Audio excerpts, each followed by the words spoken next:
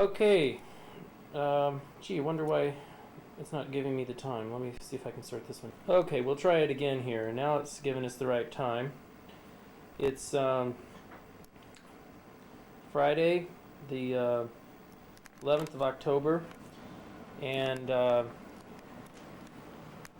since I've made the last recording, we've set up the translation, 3-axis translation system, and I've made 2 holograms of surfaces, although these holograms were only marginally successful.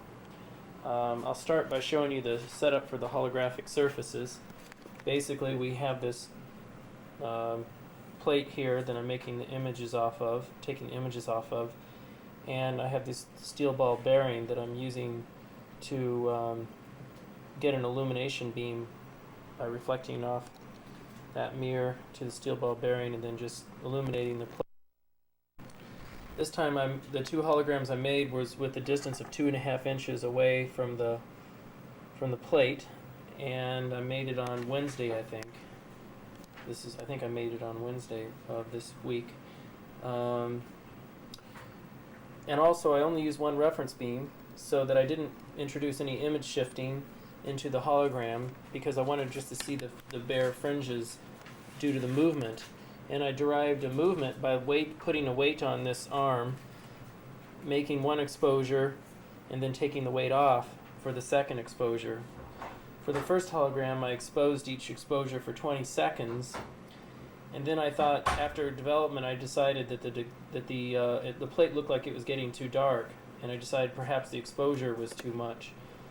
With the external illumination, it is a much brighter exposure than with just single reference beam illumination. So for the second hologram, I reduced my exposure time down to 10 seconds instead of being 20 seconds. The result of it was that the fringes were just barely visible when I looked at it with my analysis system, and really quite disappointing. Although the fringes, I'm beginning to think that maybe the surface characteristics of this paint perhaps is bad for this work, and perhaps what I need to use is a single, like a reflective shiny surface that doesn't have diffuse illumination. Because when I shift the surface, when I move the surface back and forth between, when I stress the surface, I think the complex field must be not correlating very well with itself. Also, perhaps there's lots of speckle in the image from the fringes, and the speckle is coming from the surface, and perhaps the speckle is decorrelating, or just not, it has very poor contrast in the images. Okay, now moving on to the other part of things, I now have a 3-axis translation system with a box, and in this box I've actually recycled this box from a previous project that was also related to this work, but made before I came here. But I've recycled this box, and I've installed within this box all of the elements needed for the interrogation of the hologram, along with our 3-axis translation system. You can see here the optical rail is mounted here, and with our hologram and our camera. This time our 3-axis translation stage is bolted down on the floor of the box next to the rail. The rail is bolted down as well, and the optical fiber is now mounted onto the 3-axis translation system and pointing at the hologram. I also have included in this box the fiber optic launcher, so that I have a helium neon laser here in the corner when the light bounces around this mirror and then over to this mirror, and finally through a microscope objective and into the optical fiber. Bear in mind that this is a multi-mode optical fiber that has a core diameter of about 125 microns and a numerical aperture of about 0.48, which is quite large for an imaging system, really. On the screen, even though we have a bright room lights on, we can see the fringes from the hologram very, very clearly. This hologram is an old hologram that I made of particle images without any displacement, only with an image shift introduced. And this is from a single pair of particle images, the resultant fringe pattern. And in the correlation, we have a very nice, very strong correlation peak, which is located right here from the center of the original correlation space. So this would act as your offset, about which any displacements would move, so that this gives you gets rid of the directional ambiguity, because the negative movement results in just a downward shift of this correlation. Now, if indeed all of our images looked as good as this one with these fringes and this correlation, we would be quid zen, because this would be perfect and we could just do it. And but unfortunately, we have to do a lot of work still on improving the holographic image quality of overall. And I just have I need to. This is a good starting point, but it doesn't work this well for surfaces so far. And the seeding density is quite low here. We might want to try increasing the seeding density, because at this point we have to really hunt and search to find good fringes. We don't just automatically land on good fringes by sticking the fiber into the hologram. You have to move it around to find good fringes, and this takes time and energy. And we need more. It still needs improvement, but we've come a long way. And that's where we're at right now. Here's the controller for the translation system.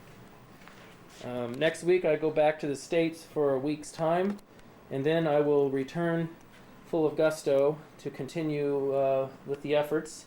Victor has just successfully today figured out how to get an RS-232 to come out of the computer, which we will use to communicate with the Unidex controller, and he'll be able to drive the translation system with the computer.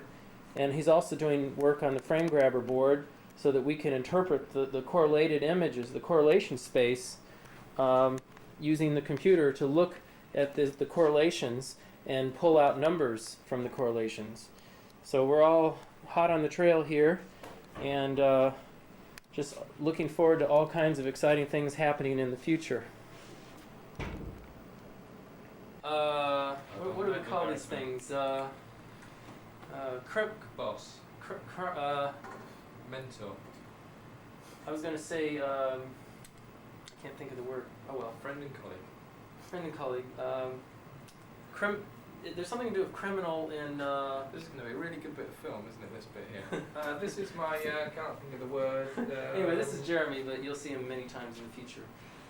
So yeah, this is it. It's all pretty much together. You can move the fiber around, and... I thought you said you'd done the video. We did. You can turn it off now.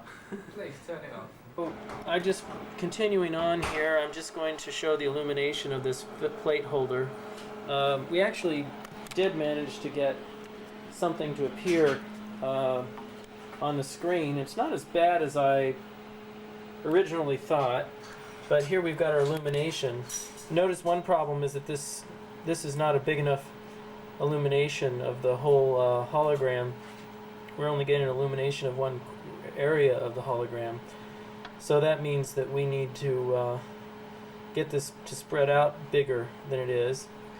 But this is a surface illuminated this is a hologram of a surface rather than particles. And the fringes are actually fairly well discerned here. If I jiggle the fiber, the fringes look even better. They get a little fuzzed out, but they look a little better since the speckle is getting averaged out. Now over here, in the correlation space, you might at first think that there's nothing to be seen, but if I block the fringes, there is a slight change in brightness near the center, which indicates to me that the peak is hidden inside the center area. But still, the this is because I don't have an image shift on this hologram. The fringes are very low frequency and very near the noise part of our correlator. So that's this, and so that's a pretty good development actually. It's the first time I'm actually showing some reasonable fringes from a surface displacement. So there you have it. Rob's off to Malaysia next week. For how long, Rob? 2 weeks. For 2 weeks. Okay. Rob's got some quite exciting results going with his binoculars and computer-generated holograms, for lack of a better description. All right. Notice I've moved. I didn't note this earlier, but everything's been shifted around, obviously. Correlator has been shifted and everything's been kind of pushed around. Okay. Very good. Alright. This is, I've returned from a journey to the States, and I've come back, and Victor has set up his computer system down here, and he's got it connected up to the translation system and also to the frame grabber, to the video system of the processor of our holographic information of our project. So the computer is basically wired into the project now, and we have connections made to the Unidex driver and also to the video input from the video camera of the coming off the hologram. And this allows Victor to do several things. He can control the frame grabber. Now I'll go ahead and videotape what it looks like right now. Here once again is the system.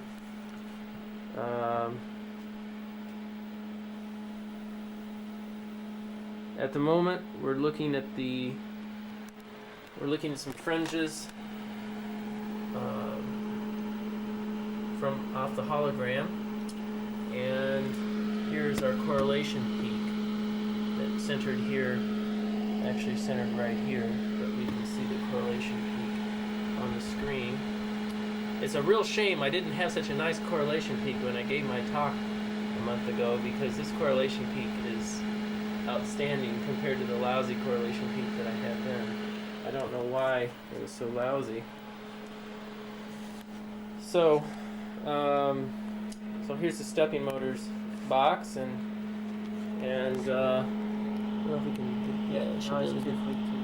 We're connected through the RS-232 port, and Victor now has his Windows operating system going with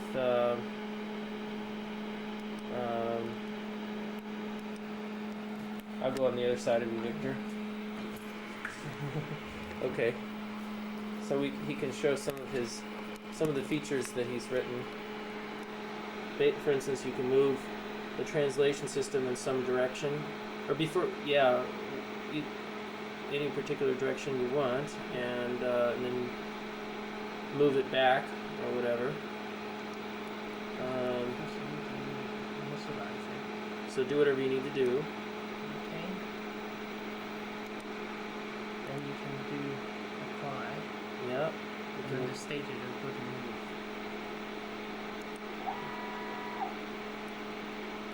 So then we're showing the correlation peak, showing several acquired images off the correlation peak, which is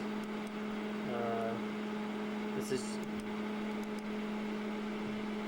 showing that we've got the correlations now are coming onto this screen. We move back.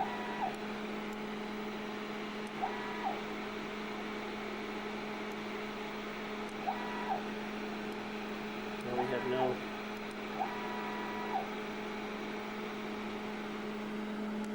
So let's have a look at that one. So it disappears and then it comes back, as you can see.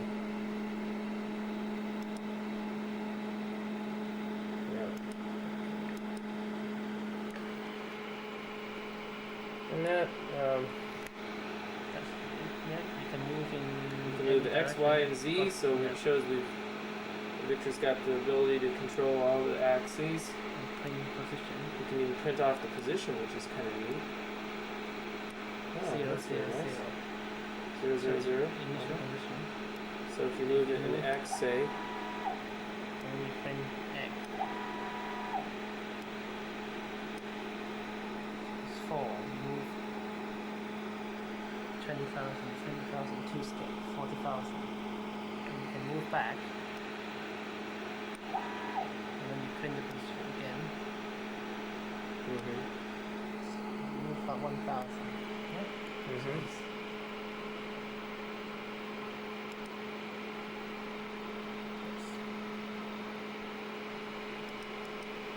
That's the source code. That is to grab number of frames. So this is to grab 20 frames, 10 each buffer. And communicate with the RS232 is to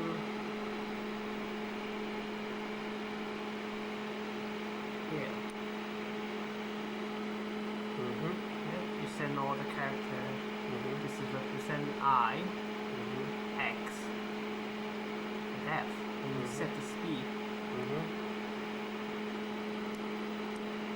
And you send this character. This is the whole command to move the stages while you're grabbing images. The front bit. So we go to. So you can write also a command in here. And this is to write the character through the RS232. Use the write command.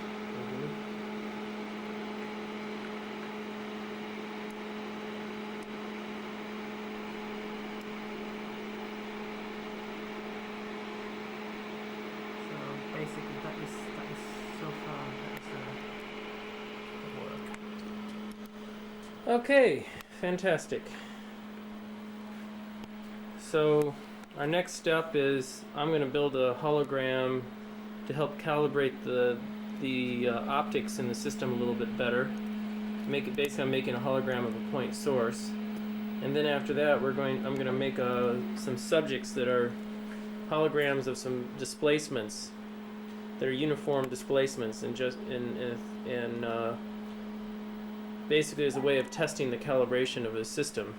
Victor is in the process of getting a D to A board so that he could control the speaker moving in and out and get that under computer control.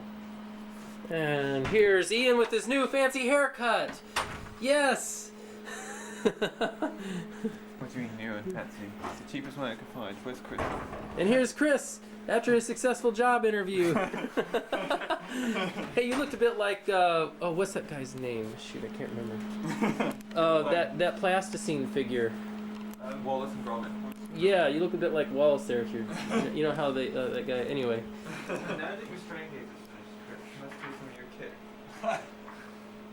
What do you want to steal? That. That. What, with the lens on?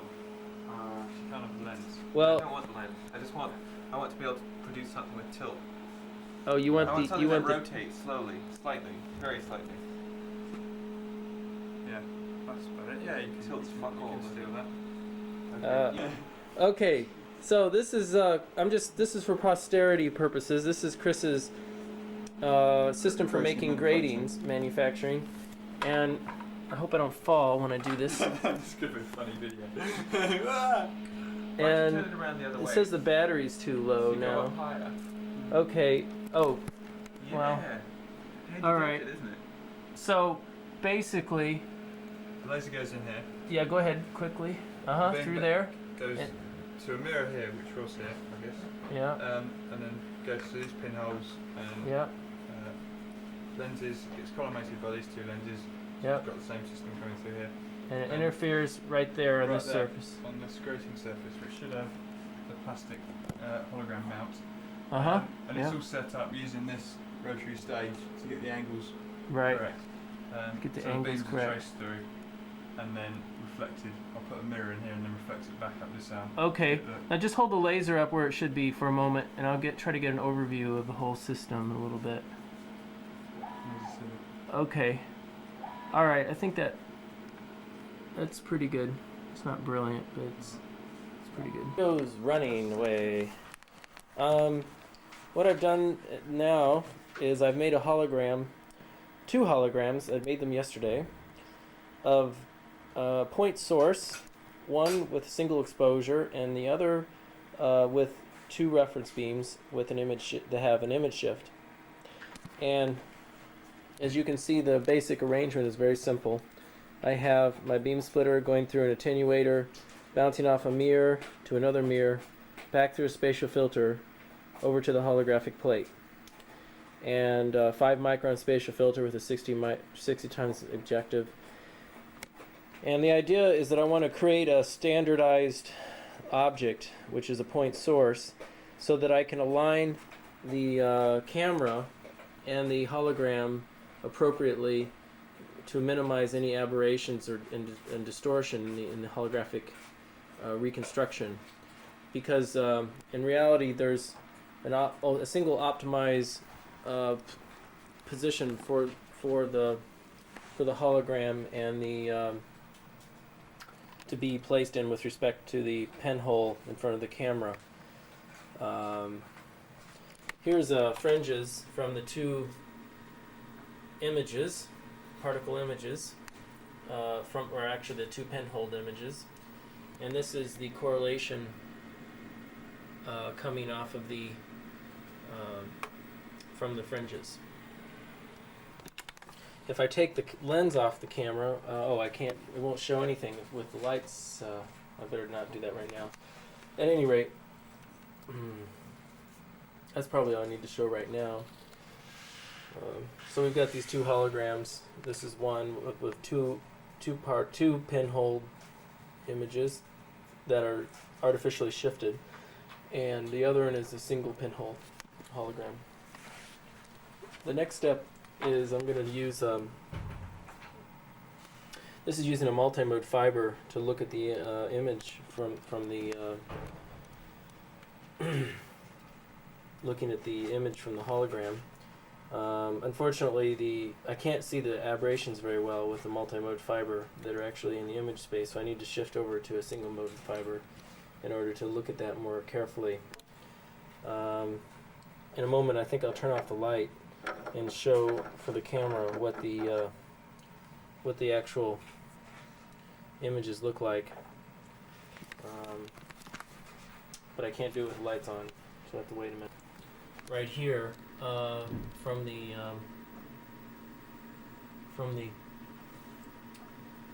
fiber, as you can see, at the moment there's quite a lot of aberration in these images.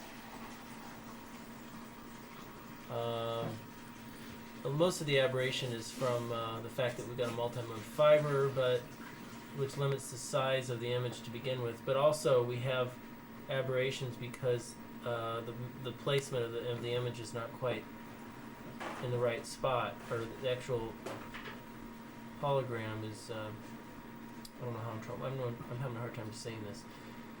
The way the fiber is positioned with respect to the hologram, the optical fiber is incorrect, and that has to be adjusted. Okay, that's just basically showing that's as small as it'll focus right now, and then it gets bigger. The focus gets bigger. So I'm going to try to put in a single mode fiber into the imaging system and see if we can have a look at what the image looks like then, and I'll do that next. Okay, I've got the monomode fiber in the system now, and you can see here suddenly the dots are much tinier. This is a single particle image though. This is not for double particle images. But you can see that these 2 orders here seem to be plus and minus diffracted orders that are not the original particle. The original particle appears to be right here. For some reason we're getting multiple diffracted orders. image, which I should probably look at in more detail at some point. But at any rate, here's our particle, and it's got a little tail on it, but I'm pretty sure that tail is a consequence of the optical fiber not being cleaved perfectly, and it's not enough of a problem that I'm going to fix right now. I'm going to think now I'll put on the other hologram with the two images and see, and also have a look at those images, and then have a look at the fringes generated by those images. Okay, so here I think we've got our two image. This is our main image right here in view. We've also got two sets of images right here that are very weak. I'm not sure why they're there, how they belong. But these appear to be the main two images. And notice that the quality of them is actually quite good. There's not a lot of astigmatism in the image. One of the reasons for that is that I've cut down on the brightness of the beam quite a bit with an attenuator. If I take away the beam, if I open up the laser beam a little more, then we end up seeing more. You can see the whole thing looks a lot brighter and splashier.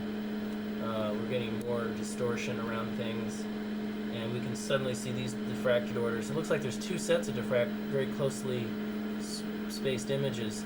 These might be double reflections within the optics of the holographic system. That's very likely that it could be the lens elements. There's four surfaces on the lens, and maybe those four surfaces are each generating slightly offset images, or it could be a combination of that with diffraction from the multiple higher order diffraction coming off the hologram. It's hard to know at this point what's causing that. I just realized that my camera is severely tilted. So I think I'm going to correct that. It's not a big problem. Okay, so that's corrected. Now I'm going to put in a lens and see how the fringes look like. Oh yes, we have very nice fringes. If I can get this screwed on. Screwing the lens onto the camera. Damn it. Let me turn this off. Okay, here's the fringes generated by the optical fiber. You can see that the fringes are much smaller than the actual TV picture size, but this is a result of the optical fiber itself being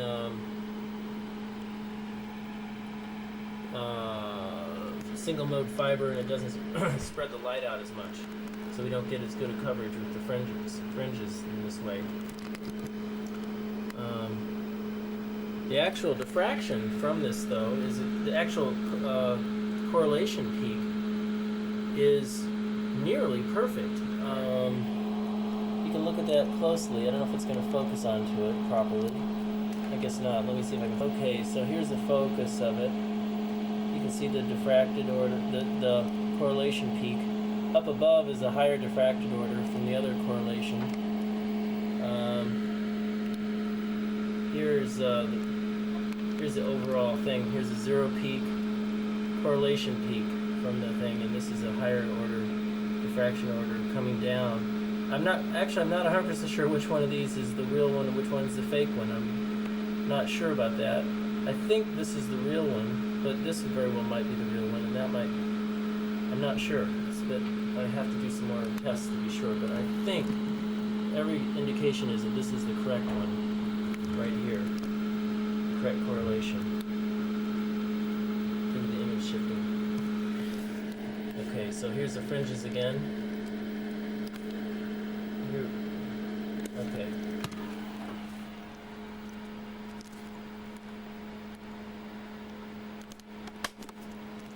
Turn on the light here and show you the overall view thing.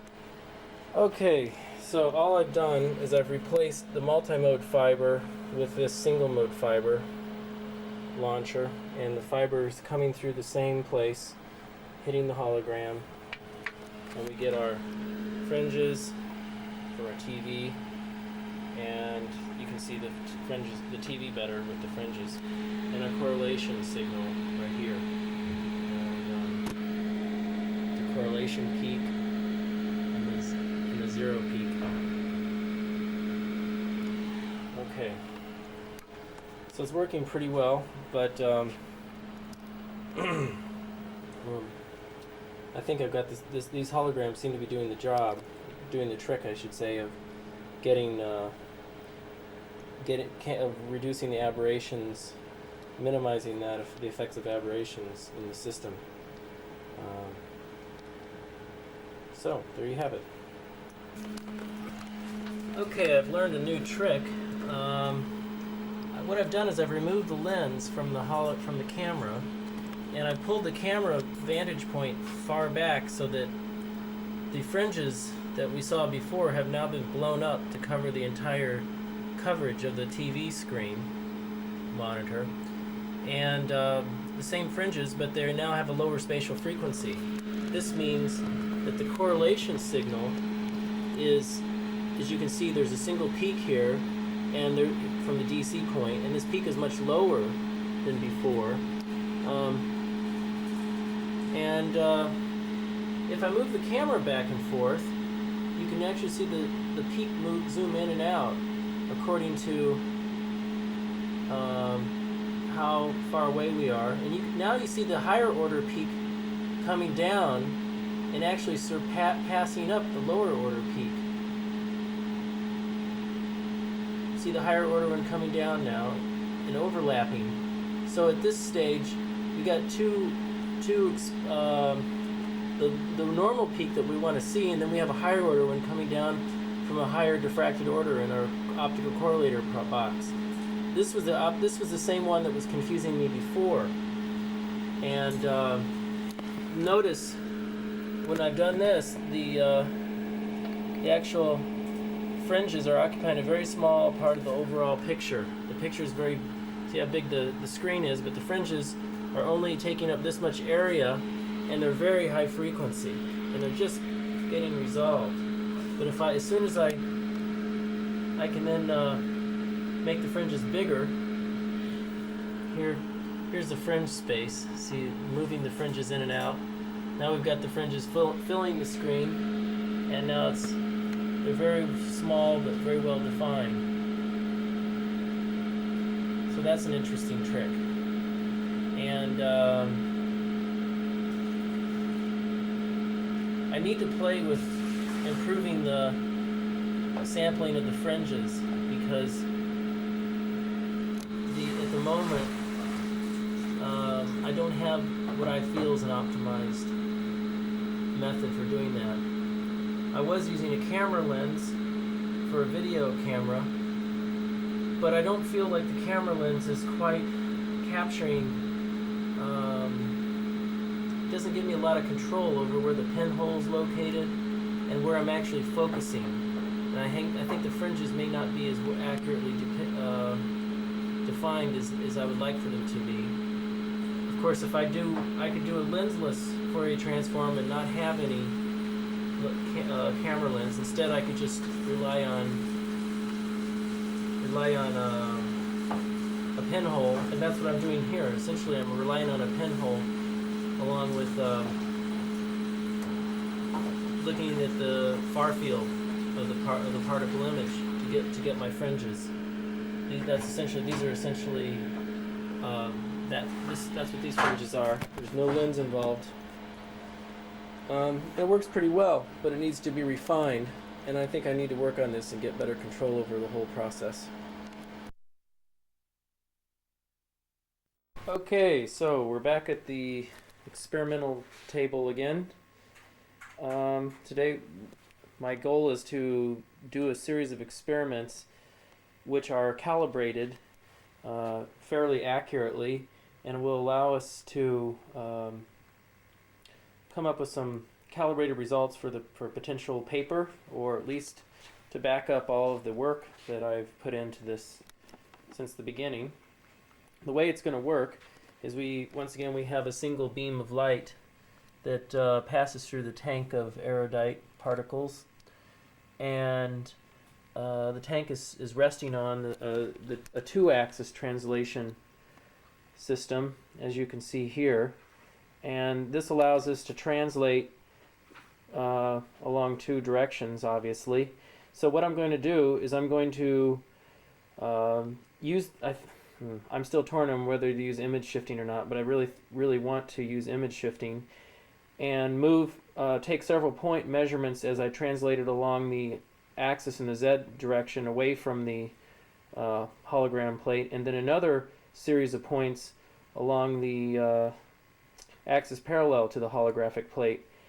This would be the in-plane correlations, and these would be out-of-plane correlations. And the idea being that we can try to then get an idea about how accurately we can measure things, and just to show that there is some validity in our method, even though the results are going to be rather crude. I'm expecting to take somewhere between 4 and 6 measurements in each direction, so perhaps 10 to 12 holograms altogether. That's my basic approach. In order to do this, I had to take apart the translation system from our box, which is over here. So now our interrogation system is in pieces for the moment. And our resolution of our translation system is 0.1 microns. And as long as we are worried about relative accuracy, we should have an accuracy along those similar lines of 0.1 microns, and absolute accuracy is supposed to be about 1 micron. Given that, we should be able to get some pretty accurate measurements. I was thinking of taking, with Jeremy's advice, maybe trying a few very tiny displacements, one on the order of 1 micron, maybe 5 microns, 10 microns, and then probably expanding from there, maybe 50 microns, 100 microns, something like that, along each direction. That would be the order of displacements that I was thinking of using. I want to use image shifting that I've developed already with these two holograms in order to get the correlation peak away from the zero, away from the origin, and allow me to see the correlations very clearly and the movement of the correlation movement very easily. And then what I was thinking of doing was exporting the images. Basically, we're just going to have to do the images by hand after we get our correlation images from our optical processor over there. We'll export them into Mathematica and then use Mathematica to find the centroid of the peaks as a way of determining the displacements in our correlation measurement. At any rate, it ought to be the basis of a fundamental paper on this whole approach, and that'll be good.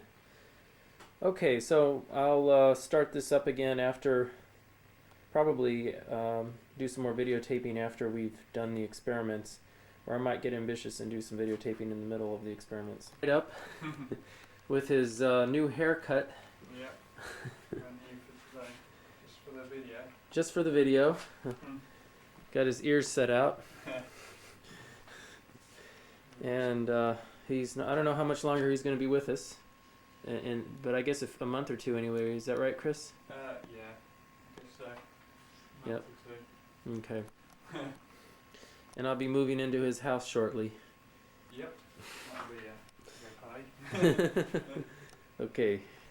Okay, it's the following day of the experiment, and I succeeded in making 22 holograms of different displacement measurements. Here's once again our camera system, in case we need a good picture of it. I'll try to oblige with maybe we can use a still image of this. Let me take the toilet roll away. Okay.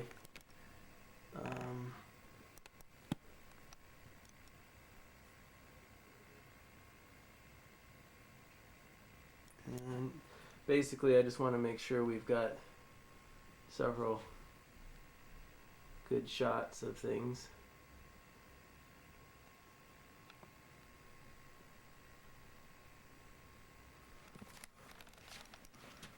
You can see the mirror, the light coming from here, bouncing off this mirror, going through there, and then through there. And there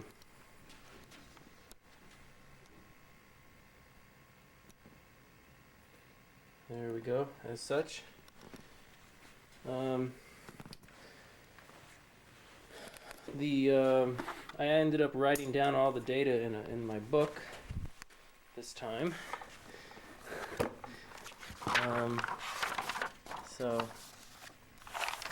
here we have it. Here's some of the here are the facts.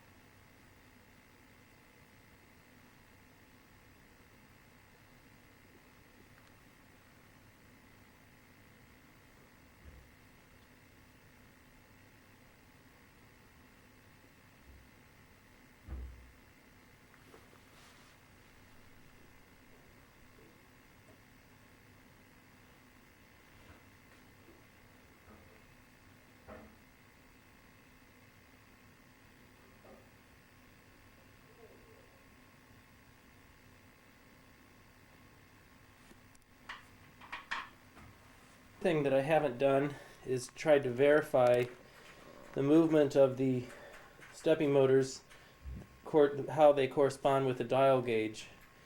I think I'll attempt to do this right now, just to work just a couple of points, just to ensure that that there is some consistency between the stepping motor display and the physical movement. I hope there is. I certainly expect there to be. And then after this, I'll be moving the stepping motors across back into the interrogation system so that we can have a look at these holograms. I've already viewed one of them just by eye with the fluorescent light, and it was absolutely brilliant. There's no problem seeing fringes, so I would fully expect these holograms to work for us. And based on that, we've got 22 holograms and 22 measurements. The next step will be to bring down my Macintosh and to use the frame grabber on it to digitize in the correlation peaks and use Mathematica to simulate, to calculate the actual displacements from the images of the correlation peaks. And I think at this stage I'll sign out. Okay, what I've done is I've set up this dial gauge against the translation system, as you can see, and this gauge takes a reading of the relative displacement of the translation stage. This allows me to check the accuracy of my stepping motor controller, because it has its own display on the front here, and right now it's turned off, but it looks like an ordinary digital display. And I guess I could turn it on just to, what the hell. So this is what we see here on our display, or normally, or if we move it, we get some numbers appearing.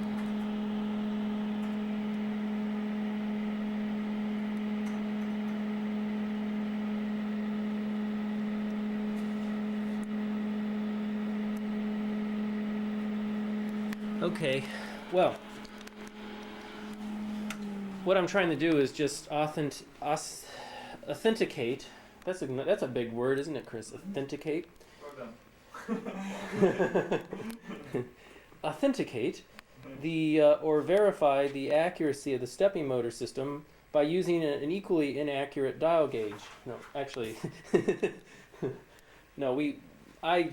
Anyway, this gives us a comparison. Gives us a comparison. And the results are very encouraging. I have to, actually, I don't know exactly how this is going to turn out until I plot it on a graph. But I looked for consistency of the reading, and apparently it has a repeatability of less than 2 microns, somewhere probably between 1 and 2 microns. The controller has a repeatability of that.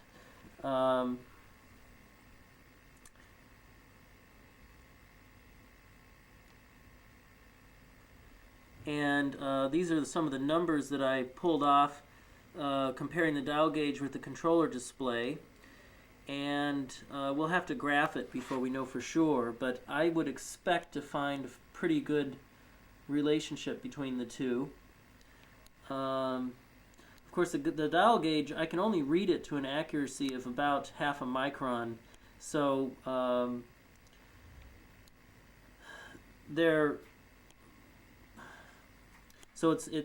that's going to be my accuracy of the whole system. In this case, the actual stepping motor controller has a positional accuracy reading of a 0.1 micron, so it's possible that the stepping motor could be more accurate than the dial gauge in the case of unidirectional movement.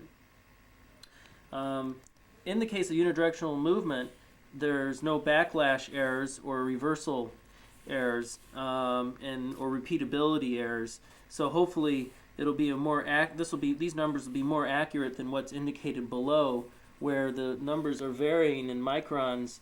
What I did was of almost varying up to 1.6 microns. Now what I did was I actually kept the readings around the 0 position of the dial gauge, and I translated, in this case, I translated the translation stage back and forth several times and then returned it to the 0 value by looking at the dial gauge. And then I went back and took a reading off the controller display to see how many microns it showed. Up here, I did not translate it back and forth. I just kept it moving constantly in the same direction all the time. So it shouldn't have those kinds of repeatability errors. Now, with all these holographic measurements taken on this page, it was a unidirectional movement the entire time, so there should not be any backlash errors or other such errors coming into these displacement readings. Okay, well, I'm now satisfied with finishing this experiment off and moving these stepping motors back to their places in the box, and getting on with the business of looking at some of these holograms, and looking at all of these holograms, and using the Macintosh with Mathematica to analyze the images in the correlation space. I've already had a quick look at some of these holograms I took last night, and I don't know if we're going to be able to get it on camera, but it is quite easy to see fringes in the hologram. So yes, I can almost convince myself I'm seeing some fringes. But anyway, we're in good business. 22 holograms, 22 measurements. I think we have enough material here for a paper. And it might take a day or two to get all these holograms analyzed and the data taken off of them, but I think we're going to be in good shape. All right, I'm signing off now. I don't think... This is Don again. Today I'm going to make a hologram of a cantilever, and in the past week I made 22 holograms on one day. On Thursday of last week I made 22 holograms, which is the last time I videoed this recording. 22 holograms, and they were all successful of various displacements. I've since then analyzed them on the computer and generated plots from them. Today I'm going to take it a step further, and there goes Chris. Today I'm going to take it a step further and make a hologram of a cantilever, where before I was measuring single point positions. This time I'm going to measure a sequence of points along the cantilever to give us a plot as a function of position, of displacement as a function of position. I think I'm going to start by making a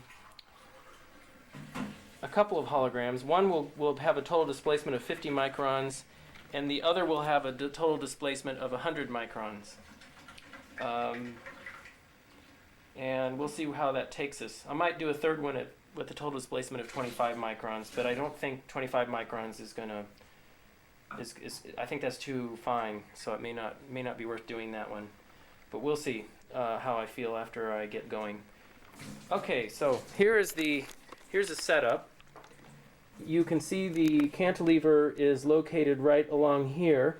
There's a micrometer adjusting screw right here. And I'm just shooting the beam of the laser beam straight along the edge of the surface.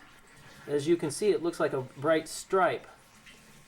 The idea here is that I just want a one-dimensional point, line of points that I eventually sample.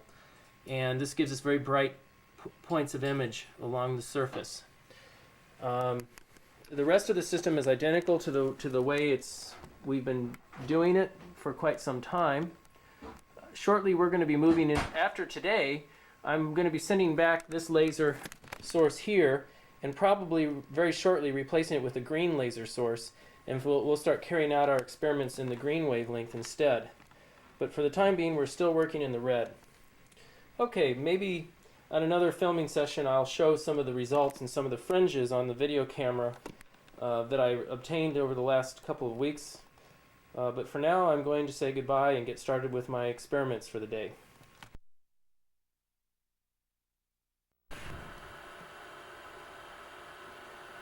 Okay, well, basically, we have switched over to the green wavelength laser.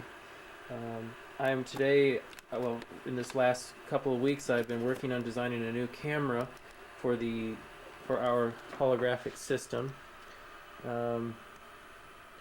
and also making a better optical fiber. And in particular, today I'm just going to show a new optical fiber assembly, as shown right here by this. This fiber is shown right here. You can see that the very bright point of light on the left side of the screen is the actual tip of the fiber, and the beam is in fact exiting the fiber in almost a full 360 degrees behind circle around the fiber. And if I pick up the fiber, I have it protected now in a glass, between two plates of glass. And if I pick up the fiber, you can see that the actual beam profile coming out the front is circular, and well, it's quite well illuminated from the front, as you can see. And the as I said, the actual distance that the fiber, what am I trying to say? The angle of divergence is absolutely enormous. What we're going to do is we're going to take this fiber and we're going to vacuum coat silver onto the end of the fiber, onto the tip of the fiber. And then we are going to embed the tip into an epoxy laden capsule. And then finally we're going to polish the end of the fiber very carefully until we reach an optimal exit diameter for the fiber. And that will give us hopefully a very uniform divergence coming out of the fiber, instead of being like it is now, which has many rings and non-uniformities in the overall image. In the future, we'll hopefully have a very uniform divergence.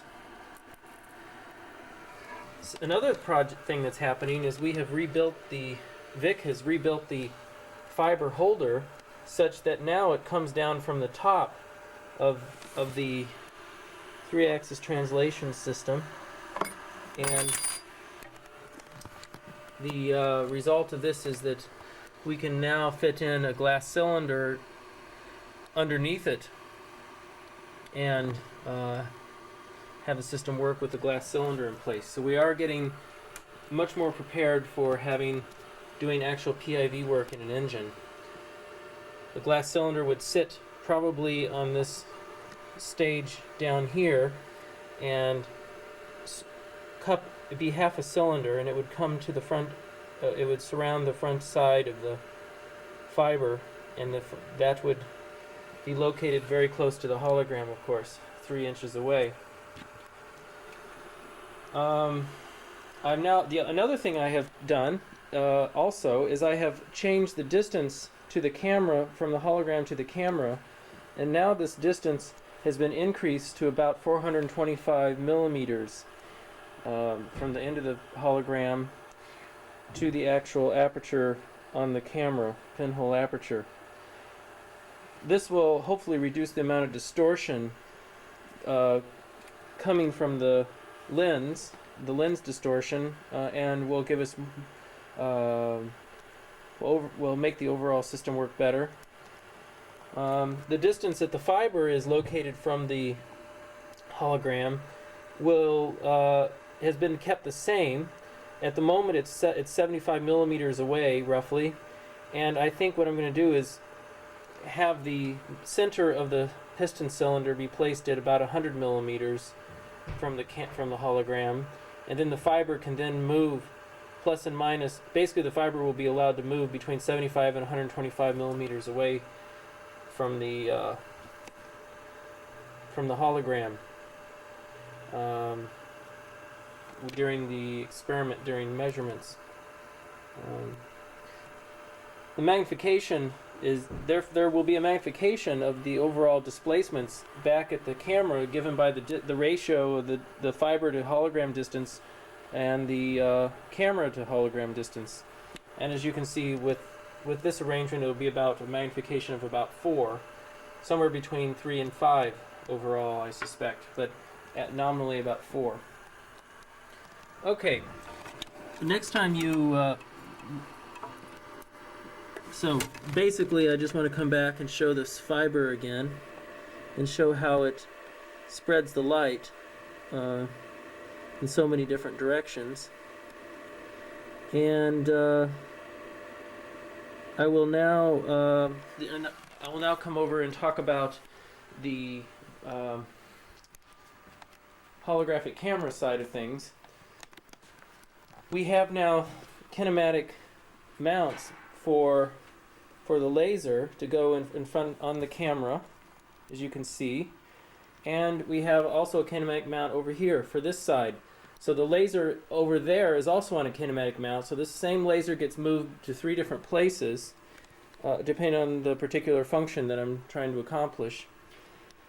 At the moment, here is the old camera system, basically with 300 millimeter lenses here and here, and this distance is very close to the lenses. What I'm going to do in the future, however, is I'm going to rebuild. I am rebuilding this whole camera and replacing it with, instead of being 300 millimeter lenses, it's going to be 450 millimeter lenses, and of course that means this distance here is changed to 425 millimeters to the hologram and 450 millimeters to the actual lens. This also means, however, that this side has to be pushed further back. So the overall dimensions of the camera will expand quite considerably from what it is at the moment. In fact, it'll be about 600 to 650 millimeters long, whereas right now it's actually I don't even know what it is right now because I've forgotten. But if I can take my ruler here, I can measure it quite quickly in real time. The ruler says that it's about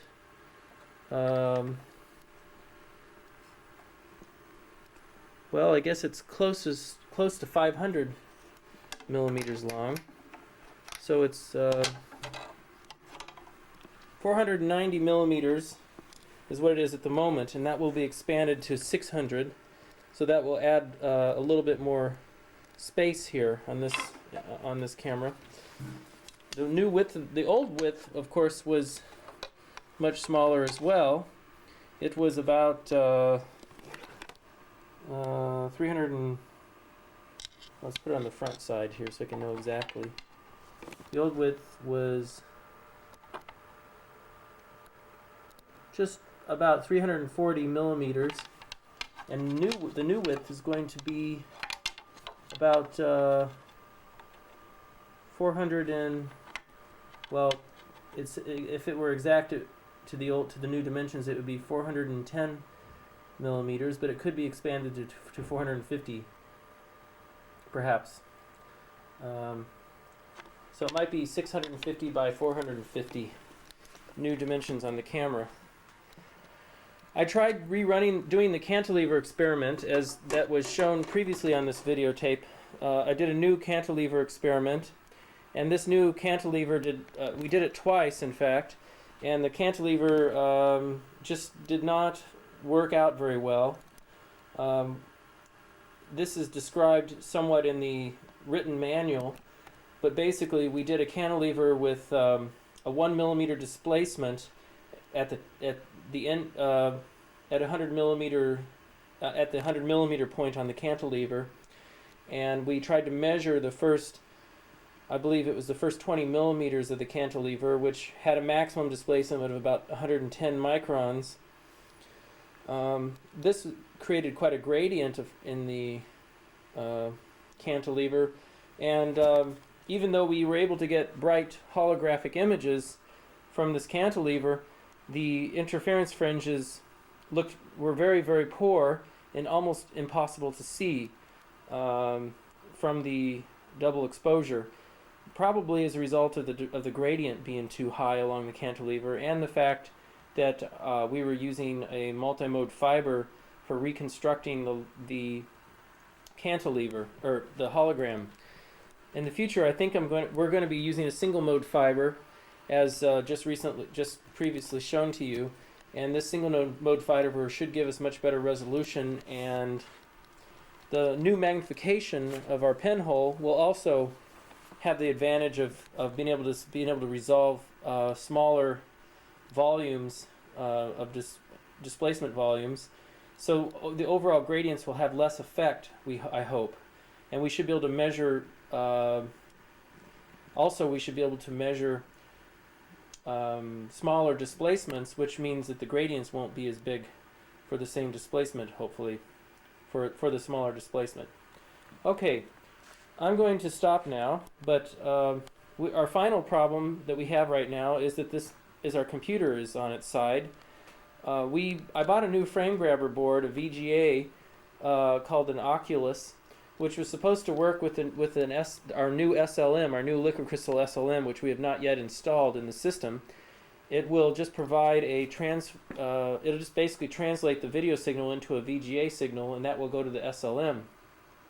Unfortunately, the frame grabber is incompatible with the existing video card in the computer, and we don't know why exactly, but we're working on this. We may end up going to the company headquarters that make the frame grabber and try to get them to configure our computer for us. Okay, I believe that's all to cover at the moment. I'm working now on the optics of the engine and trying to determine what we need in order to do pulsed holography, and what kind of optics we're going to need to buy in order to do the pulsed holography. And that is the next step on this process, in addition to finishing the work on the fiber. I will tune in later when I have more to talk about.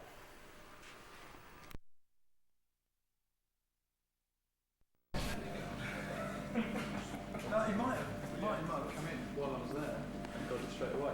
So I put it on these like quick release. Just a bit take my head off and just let my seal bit.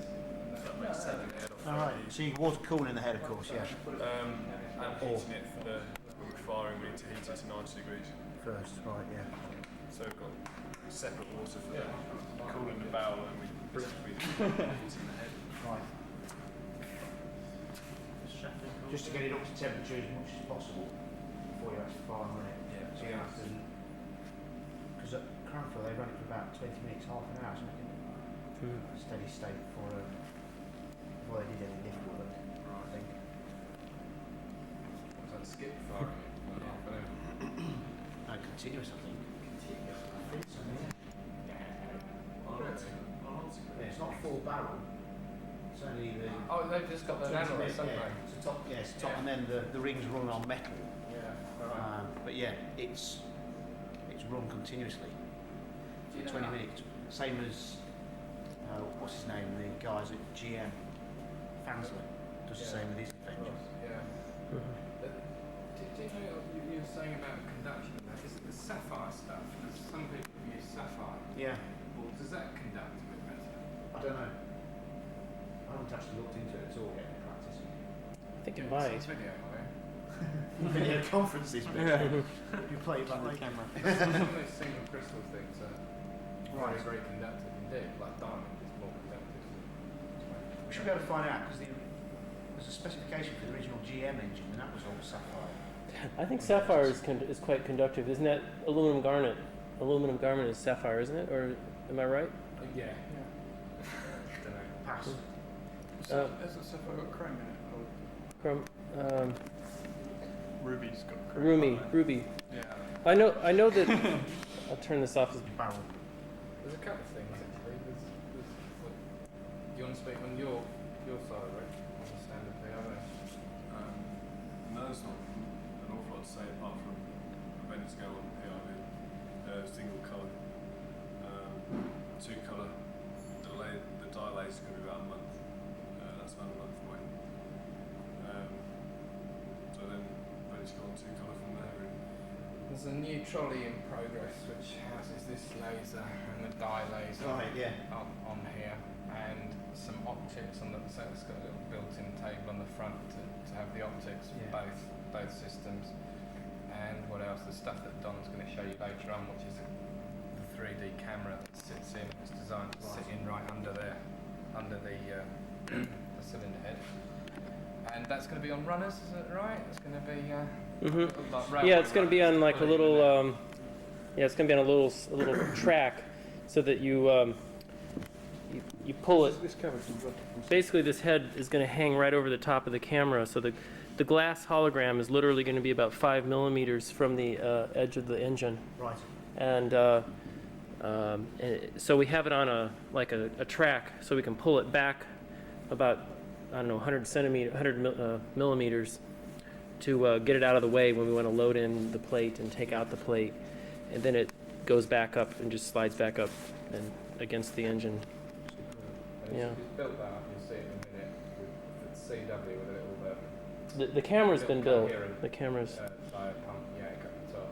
yeah. And although that's now in the interior, you'll see that in a different. Well, place. I'll probably move it over. But Yeah. it's designed also to take the cold optics as well on there, Mhm. which is quite a simple yet cunning design, isn't it? Yeah. Got Yeah. to admit that. Yeah. It's a good design. So it's all been built, I suppose, down here, and Martin's going to get the thing actually running. Yep. You got it running. Had it motoring, actually firing. Hopefully the bits of kit like all the electronics for the injection ignition, and also like all the fuel lines from the injector, and also the data acquisition system to keep an eye on the pressure, make sure Yeah. firing, getting too much pressure in there. I'm aiming to have that done by the end of the next month. Okay. So then we can start on the E6 engine up in the lab. Yeah. Obviously, we need to pick up that as much as possible. As quick as possible, really. Because that's quite a long lead time to get that sorted for doing lifts. To get incorporated with our injector system as well, I guess. We were talking about the air-fuel ratio as well. Yeah, that's going to be one of the problems. The way at the moment I'm going to do it, or think I'm going to do it, is have a rotameter for the air going through the sealer and an orifice plate for the main airflow going in, and then just measure the fuel as that's injected. We can calibrate it with the injector or Right. measure it as we're doing Okay. with the pure air. What's this engine like for stripping down and building up again, is it? Well, it's not as good as yours, because I want the crane. Right. What do you reckon, Martin? Well, I don't know, in a couple of places I think Rover could have probably paid a bit more attention to detail, like for instance 9 holes on the top of here. I don't really see the point in having 9 on there when the colour's not doing anything. Yeah. Just little things like that. And There's no pressure. Yeah, that's right. I mean, it's all, everything's just greased in there. So it's got 4 in it. Yeah. and I don't know, just little things like that.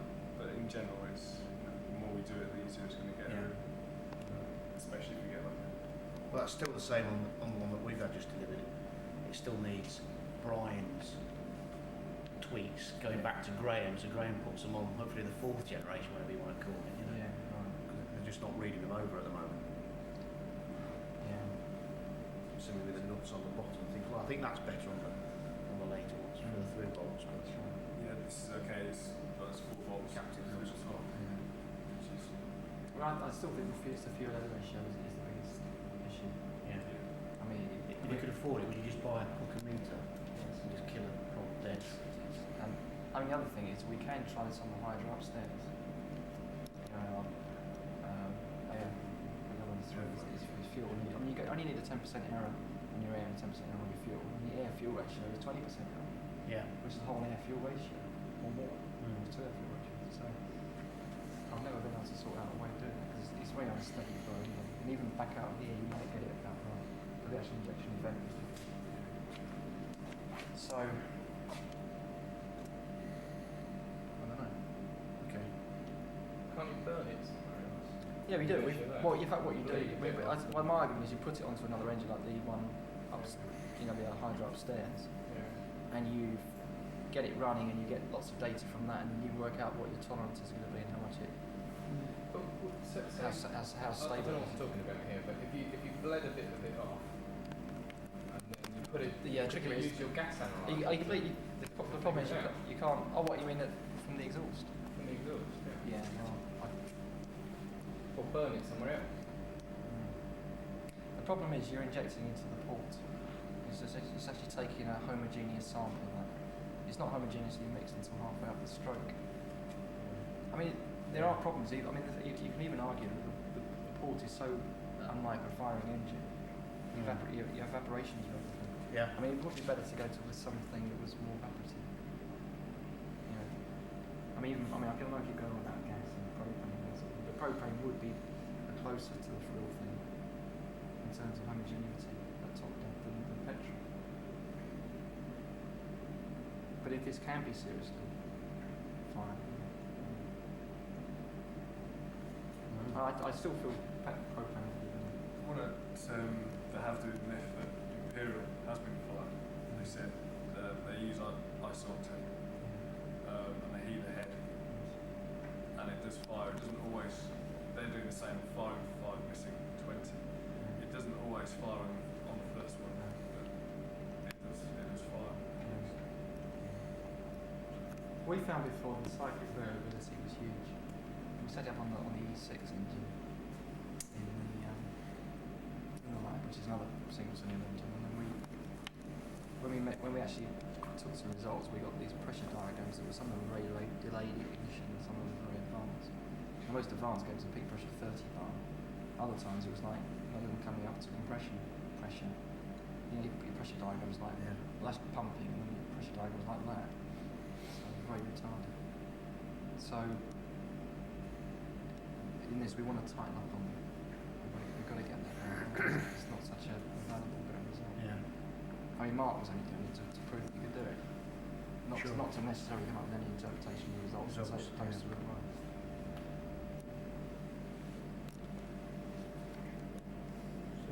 But what we don't want to do, we can't afford to spend a huge amount of development time here. In talks. So just going to design the engine for that. Well, we're doing it with them, but then we're in the early stages. We're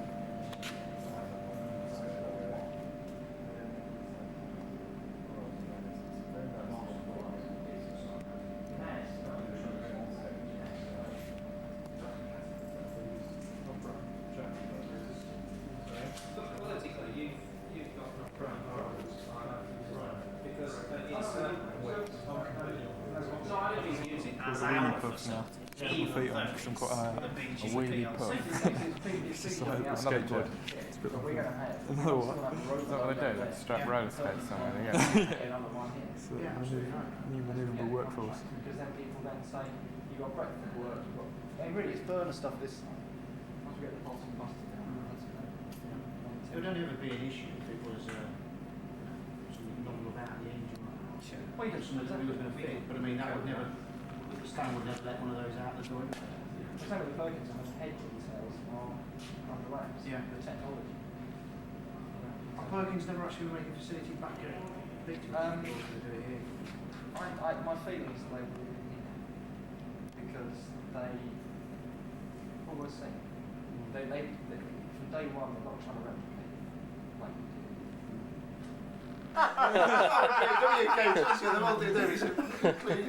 It was all Chris though. Actually, we're not doing any work anymore. Well, yeah, once Chris left, it got tidier, yeah. Yeah. Look at this! Look at this! I mean, these are meant to be hanging up on the wall. That's what's this down here? What's this? Hey, white gloves out. I know why you're on the camera now, actually, Tom, because it's the only time everything is clean. You can actually video your own experiment. right, exactly. So, I'm gonna try to say, well, let's go over to this side first. We'll do it. We'll sort of do it backwards. Yeah, if somebody could you hold? Do you mind holding the camera? Candid camera.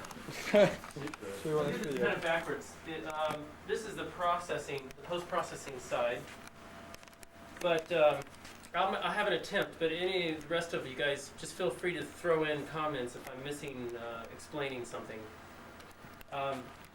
Basically, what you see here is the hologram of an experiment, and this is.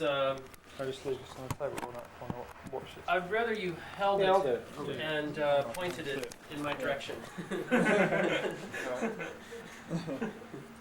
Okay, so this is the actual area of the experiment, the experimental volume in real life. Yeah. So if your piston cylinder would sit like this around the hologram, and this probe, this is optical fiber, actually points to the actual point that you're trying to measure. So it's literally by moving this around on the XYZ translation, you're moving it point to point within the actual space of your measurement volume that you're trying to measure. Then the light bounces off the hologram and is picked up by the video camera, and then that signal is what we use to do all of our processing on, to process our the displacement information. And I guess the other thing to point out is that in the actual engine work, we have a half of a cylinder that's cut, and I didn't bring it down. That's something I forgot to do, but I have it up in my office. That we have one of the actual cylinders that we've sliced in half longitudinally, and that will be sitting as a surrogate piece of glass right in front of, in the exact position of the original cylinder. Right. The same distance from the hologram. And that will then cancel out all the phase aberrations due to that wall. Yeah. It just cancels out the wall phase aberrations. And that's the only thing that would be changed from of this experiment to the one with the engine work. So you can put ranked piston shapes, curved piston crown Yeah, you shapes. could have any shape. Yeah. Glasses. That's right. The lovely thing I That's think right. about doing it this way is so intuitive, like what you're doing, because you'll see half the piston and you see exactly where your measurement volume is, where you're getting your data from, relative to it. So you know it's much more user friendly in like deciding what you're doing, rather than it being a bogus camera focusing into a real image you can't really see. So, People never know which planes they want either. So, but the data's held there, so you just go back and say, "Where's Go to whichever plane, right? Can I say something on the word exact as well? I don't know if you balked at that. Is it exactly back in the right place? Because it doesn't have to be that exact. There's a tolerance to aberrations that I spent ages trying to mathematically sort out. But it basically means if your point spread function is less than the interrogation region size, like 0.5 millimetre, then it should work. So it's not massively a problem. It doesn't have it doesn't have to be the same cylinder with the same greasy paw prints on it that was there before. Right. So yeah, it's more just to take away the bulk to distortions Right. we're talking about. Right. Yeah, this is very distortion tolerant as a thing. It doesn't have to be interferometrically recreated and at all. In fact, there are, I don't know if I should point this out, but there are actually loads of aberrations in the image. We can actually, well, I might not see it with the lights on. We don't necessarily have to turn the lights off, but I guess I'll show it to you. Yeah, let's go ahead and turn it off for the moment, just for a minute. I'll show you the actual particles. The particles are beginning to focus. Actually, it's a bit hard to see them. There's a line of particles, and you can see they look like teardrops. They're Yeah. quite large. Yeah. Yeah. Like little comets, actually. Maybe. Yeah. But the least aberration is actually at the pinhole where you're doing your measurements. So it's not as badly aberrated as I'm showing you here. Yeah. Of spaced measurement points with each other, because the measurement points will show the same information. Sure. If if it becomes blurred, then the information is blurred, and you can't look you can't discern closely spaced points is nicely. That's what happens, but you still have accurate measurement. That's. So Is the F number on that quite high then? No. Oh no. no, the F number is actually equal to the distance this is. Okay. This is the F number in essence, this cone. Right. And in fact, this is not an optimal lens for the situation, but it works. So for today's demonstration. Not And- optimal in what way? Well, I have to optimize the focal length of the lens to match with the F number in the system. Right. And I'm not entirely that part.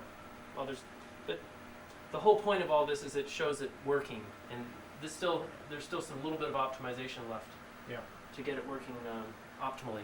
It means it wants to scale, so if you look at the fringes which happen to be in that plate, Yeah. but the lens is the wrong focal length, so you look at less of the plate, a smaller You region got than it. you want to see. I'm having a hard It's time not today. big. That's why we need other people. we want you to have three boxes, Clive. One box we've talked to you about, which takes Camera. the picture. Yeah. This box is what you're looking at. Yeah. And the third box does the business. And yeah, I might as well lift the cover off of this, and then we'll put it back down to get it to work. That's a 100 milliwatt YAG. This is a 50 milliwatt YAG. 50. Right. Mm-hmm. And You get more than enough light off that then. right now it appears that way. We keep our fingers crossed that it'll be enough light. Okay. Right In now, theory. in theory, right now it is. Yeah, Well, if you ever get stuck in the approved principle, you can borrow one of our 100 milliwatt ones. Oh, You've got the same okay. sort of Well, we've thing. got 300 milliwatt Just like DPSs kicking Oh, about. So, fantastic. so if you need twice the power just to prove the principle, just give us a shout and we'll whip it up here. That would be good to know. Yeah. Brilliant. Yeah. Yeah. If you look at from the back, you can actually see the line of particles kind of showing up in a virtual image of it. There's sort of a virtual image of particles Yeah. there. Oh yeah. Box number 2, Doug. Yeah. And then this is our optical processor box. And it looks a bit wired up right now, but it's actually doing a very good job.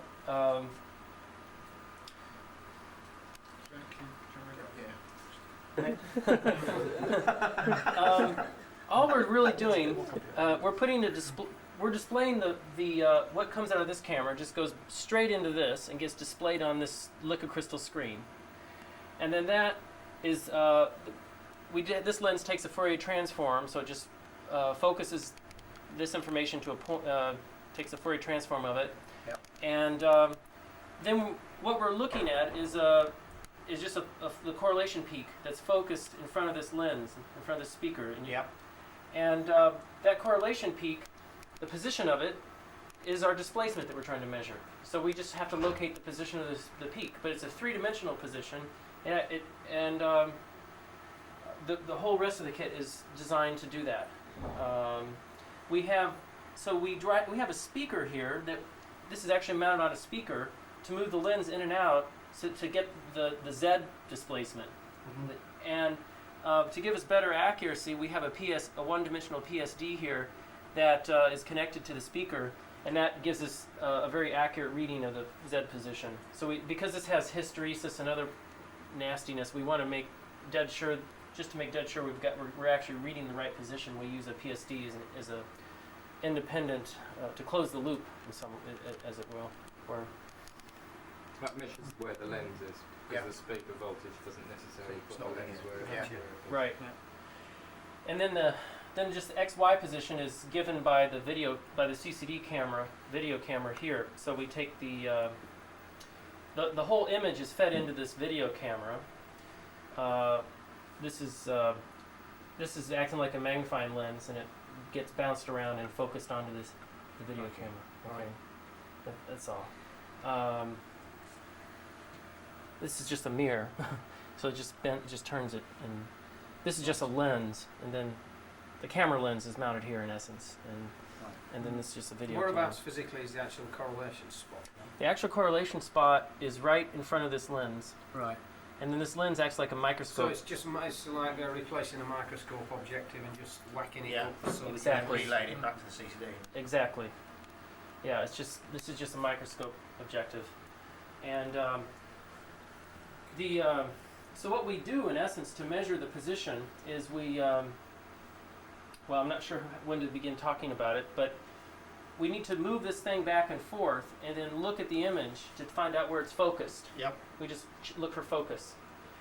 The information getting chucked here is off this video camera. So if we want to do it very, very quickly, what we need to do is dither this thing back and forth faster than the video frame rate that normally happens. If we want to be able to actually measure it at the maximum we can, we need to sample this image much more quickly than this image. And the obvious solution that I've found is this smart camera. It can sample at 100. The cheap version samples 100 frames per second, and it'll take this information coming through here, and it'll process it. It'll actually find out the size of the focal point, how badly, what the focus is, and where the focal point is. It does it all on board, so it does it all at 100 frames per second, 100 samples per second. The fast version does it at 500 samples per second. But that would free up the computer. The computer then does very little processing. All the processing would be done here, and the computer would just control all the different elements. That's what we really want to do, but we're going to have to come up with some money to buy it. At the moment, we're slowed down by this camera. This is the bottleneck right now. That's where you want the SID camera. Is that what it's called? Is that what it is? The smart camera. It's based on, I think it's based on CMOS technology. CMOS. But yeah, that's where we want the faster CMOS. camera. Right. Effectively, it randomly accesses the array, so she finds the peak straight away. Well, what it does is it has its own parallel processors built into it. Right. It actually does the imaging processing without ever spitting out information. It's still a CCD camera. Hmm? It's still a CCD camera. It's got an array processor. Yeah. Every Yeah. pixel is independent. Every row of pixels has its own processor on it. So you give it a simple program to run, and it actually does the image processing internally without ever having to send out huge amounts of information to be processed somewhere else. So all it has to do is send out the XY position of the spot, and then the spot size, the focus spot size, and it just sends out 3 numbers, and then this handles it from there. But then this tries to focus it. What's the delivery time on these on this low cost version? I haven't asked. I've been balking at the price so far. But you said $3,000 because when you talked to me last time, you were talking $8,000. Well, I was trying for the deluxe version, which is about $8,000. The PCI. The PCI version, and then there's a PC version that's $3,000 that would do the job, but it doesn't. I'd like to have the extra buffer that the higher speed one would give us, but we don't have to have it. We can get away with the cheaper version. This is something that I want to pursue in my action. So we're work out the best route from there. It's all a bit unknown. These things are only fairly recent. Edinburgh do the same kind of thing as well with their Clock rating. with smart cameras, which have a little computer next to them. What is a photodiode array rather? Oh, than this famous quality control job online. What's it called? online. Yeah, it's got a name. What's it called? Do it that way as well. Comimage. There's some combination of image and computer, isn't it? don't know. Edinburgh do that, and this Swedish company do it. This is a Swedish do it company. as well. That will be the Rolls Royce. We're still aiming to just get data out. Right. I'd be very happy if we could get 10 data points per second Absolutely, yeah. with this. Yeah. But if we have, there's a couple of intertwining problems that that all are connected. I guess let me complete the discussion here, and then we'll maybe discuss a little more about this later. There are some bottlenecks here that we're still able to do the proof of principle, but to make it really practical, we need a little more investment, but not a lot, just a little bit. But we're going to have to worry about that. I would like to try to make it more practical. I think today we pretty well we can give a proof of principle. I mean, that's what we're doing right now. But so then I've covered this back up because, as you can see over here, this is actually the correlation space, and this spot right here corresponds. Well, first of all, let me turn it. You guys might have to. Do you want to come around here? Might have to crane your neck Come here. around. Yeah. There's two. These are showing the two images. This is the actual image coming from the hologram. Yeah. And these are the fringes that correspond, that give you your information, your displacement information. And this is the output of the processor box, is right here. That's what this camera here is looking at. And this is the correlation peak we're trying to measure. So that's just the autocorrelation plane. Right. Yeah. And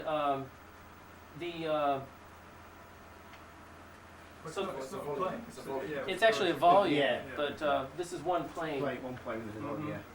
And if we Correlation volume, yeah. right, and this at the moment, Victor has a program that he can show you, which I will switch over. It's all failed.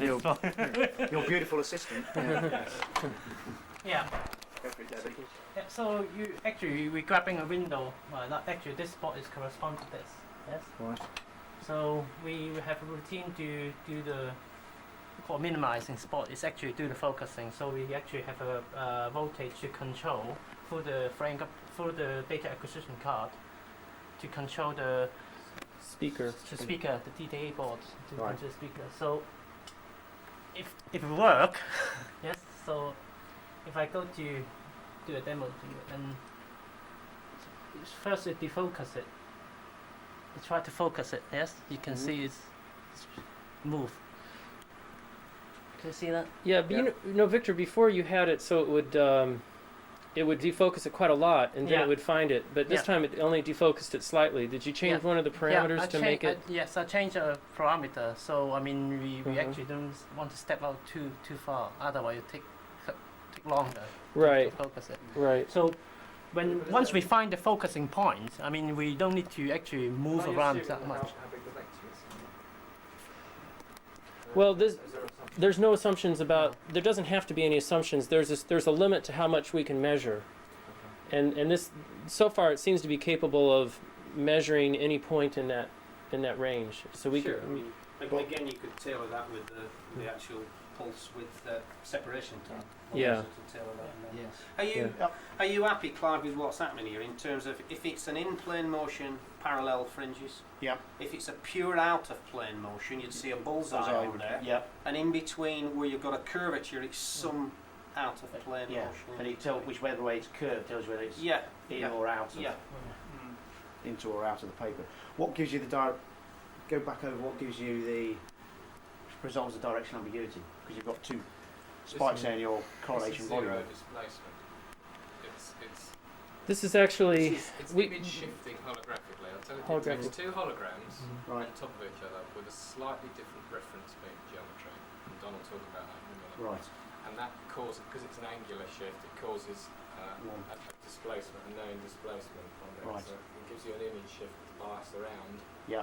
And so plus or minus takes it in and out, and the image shift Shift. is greater than any. Right. Yeah. And does that help you discern your correlation spike in the volume away from the DC? Yeah. Yes. Yeah. Exactly. Just So like it's the cross always- correlation The case. beautiful thing about what Don's put into this is so neat because it's inherent in it. Once you've actually taken holograms, put the filters in, and the rest of it, bang, it's there. Mm. no buggering about with mirrors or anything electronic. It's inherent in the system. So it's more akin to frequency shifting in LDA or vibrometry Right. than image labelling, which Right. actually removes the whole signal. You've got two signals on top of each other, but you've biased the velocity. See what I mean?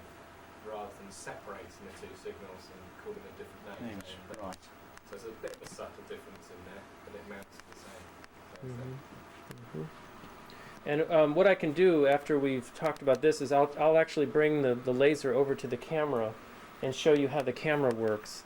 This is backwards. This discussion is going a little bit backwards, but I think it's better to start with the result, and then we can talk about how it happened slightly. Do you have to calibrate this offset when you actually view it at a later stage? So say if you did it in an engine, and you've got this offset in there. Do you then have to say, oh, well, there's a point here which hasn't got any movement in, therefore we can calibrate the offset? My answer to that is no. What? Do you want to contradict me? Calibrate That's built dual into the reference camera. frames in effect. Because the camera, the way that Don will talk about this, the way that the camera is set up gives you a set image shift to begin with. The image shift is Which is calculated at 50 microns or something. Yeah. Top of my head, I don't know what it is. But when you view it on here, Yeah. and you actually do the calculation, then how do you know where 0 is? It's through this bit of the camera. Is that just known from a previous experiment, or have you got a bit on the experiment? You could have a test plate that has no displacement, no inherent displacement, Yeah. and you could also have test plates that have various known displacements, and then Yeah. to some extent Yeah. get there is some there could be some. Absolute. Yeah. Mhm. That's what I'm asking. Whether you can. Mhm. It should be absolute. Yeah. all the way Once through, we've- but we intend to calibrate it like all experimental technique. We've got to validate it somehow. Yeah. And we intend to. Now it's built in its last few days. We did it in the red, and there are some graphs, aren't there, that you can see? Yeah. Are they upstairs or whatever? I'll show them In the later. red. The last 2 days, so it's been put together in the green, which is another catfish fish. So it's only worked with a green laser, and that's to go onto the engine now. And we have to go through the same process of taking a calibration record and making sure that it works. So what's the algorithm that actually detects when it's in focus then? Well, it's When only your spot is Yeah. best? yeah, it's work on the number of pixels. It's It's a threshold, and then it counts the number of pixels above the threshold. Right. And you do any curve fit through that, so you get a. Not at the Sub-pixel. moment. it's work out this sort of change. Do you intend to? No, it's not for sub-pixel getting the peak. Yeah. This is for the Z, is the algorithm. It just thresholds and counts the number of pixels Yeah, and makes it as small as it's possible. possible. Yeah. But can you combine that with the XY, so you get sub-pixel in the XY as well? It's just a matter of Because presumably at the moment your Z resolution is potentially a lot higher than your XY resolution, just because your Z's analog, because it's on a speaker coil that moves I know what you infinitely, mean. whereas your The other one's pixel sample. is sampled, Mhm. isn't it? Yeah, don't know. We don't do it at the moment, Clive. It's a simple answer, but we could. We could I just actually do a wonder, by the perimeter time in you've done centre. all that, does that mitigate the speed of this clocking through at the necessary 4 to 5 times faster than that? You mean can the smart camera keep up with all of that stuff and just download numbers? Or can the computer keep up with the smart camera? The Because smart it's going to have to camera- do the curve fitting through to find XY. No, the smart camera would do the fit It would do the Oh. fit at well, XY as well. hopefully. So- I wouldn't. You do like a centre of intensity and then a second moment of intensity as well. Be the way to do it, Yeah. Yeah. if you get me. Because also with counting the pixels, you were telling me on Friday, you get another problem where when it goes out of focus, suddenly the threshold drops You off get and you zero lose again. everything, and you end up Yeah. with a funny You hump. get 3 minimum. You get Yeah. one, Yeah. one in the middle. Curve to and one at the minimise, edge. which Yeah. is not what you want There's to do. another solution to this problem, and that is to get a better SLM. And we have one. If you want better resolution, get a better SLM. Because right now we are not even near the kind of resolution we can have. From the camera. From this point of view, I'll just point out this SLM. We have a brand new SLM that we're not able to use right now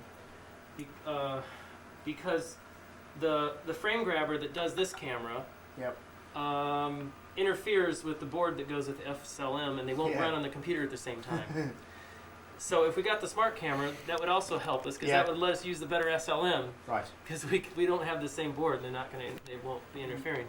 But this is only at the most 200 by 200 pixels resolution, and probably less than that. Right, could- it's about that. It's about 200 by 200. But this, what we're feeding it, the signal we're feeding it is VGA roughly, I think, 640 by 480 roughly, isn't it? It's just, well, it's a standard video signal. It's a standard video signal, It's so a helping thing. whatever that. Yeah, And we have an SLM that has 640 by 480 pixels, and that would give you a dynamic range of, well, I don't want to. Yeah, if you set it up right, roughly that 640 to 1 and 480 but to 1, and that's better than you probably don't need to do much curve fitting No.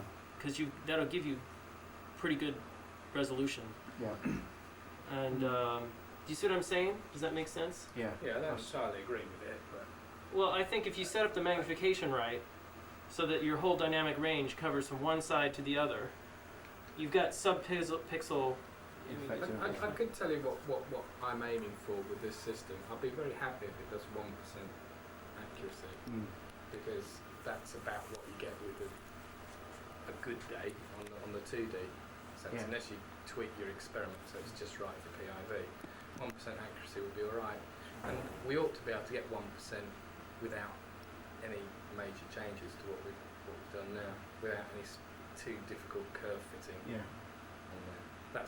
That's my feeling. I suppose you're right. We've got about 20 fringes on there, and we're on that. We're supposed to have 50 out in total.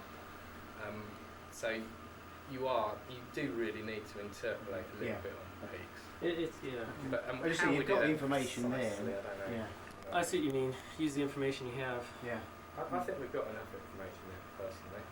But the other SLM's smaller, the optics are better. This one you can see, it's been kicked around a little bit. It's not the best correlation pattern we've seen. When it was new, it was very, very nice, very, very crisp indeed. I noticed when you play around the file, you can effectively speckle average. If you did it Well, that fast.